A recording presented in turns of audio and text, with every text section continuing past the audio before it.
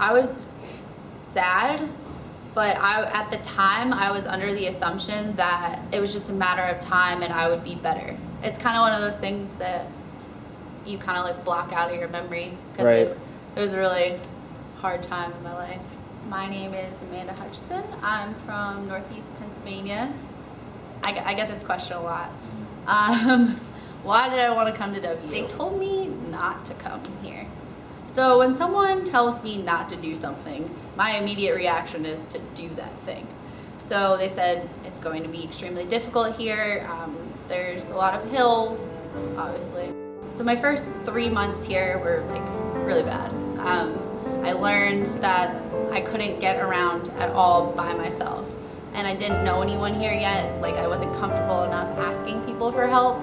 So I pretty much had my bags packed, ready to go home. And I just kind of had this like epiphany, like, you know, maybe you should be the one that should fix this. Don't just go along with it and like follow everyone else's path that come here with a disability, that they come here, they realize they can't do it and they leave. I said, you know, I'm gonna be the one that's gonna stick it out and I'm gonna change something about it. I was at softball practice and I walked into the locker room to go get changed for practice and I slipped on some water. I didn't fall, but I did like a squat and I stood up and my back really hurt. So then I did like a back bend to stretch out my back and then the back pain got worse. And after that, just like stubborn athlete, I was like, you know what, just run through the pain, whatever. And on my second lap, my legs started to get really heavy and I couldn't like hold my body weight up anymore. And I sat down to like take a break. And then when I went to stand back up, I couldn't. And I yelled for my teammates and I was like, guys, like I can't stand up, like I can't move my legs. And they came and they got me and carried me down to the end of the hallway. And we waited for the ambulance, brought me to the hospital. First hospital didn't know what was wrong. Second hospital kind of had a clue what was wrong. After a year and a half, I was finally diagnosed at Johns Hopkins Hospital that I had something called fibrocartilaginous embolism.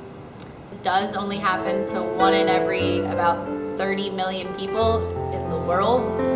Within 10 minutes, I went from being someone who had the whole world ahead of them to like a different social class, all within 10 minutes.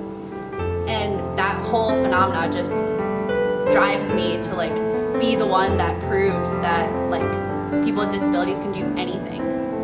But I do get frustrated when I can't reach something or when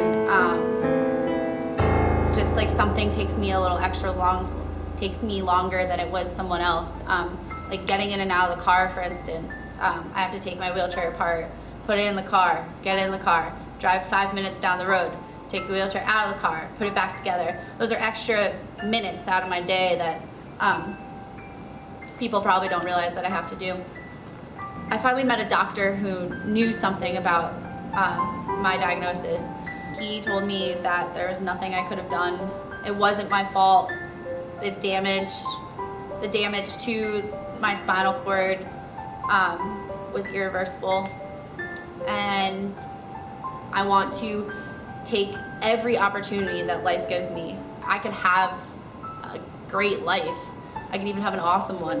And I'm still so like hopeful for the future that I'll accomplish everything that I had set out to be as a child. I don't want the disability to define me.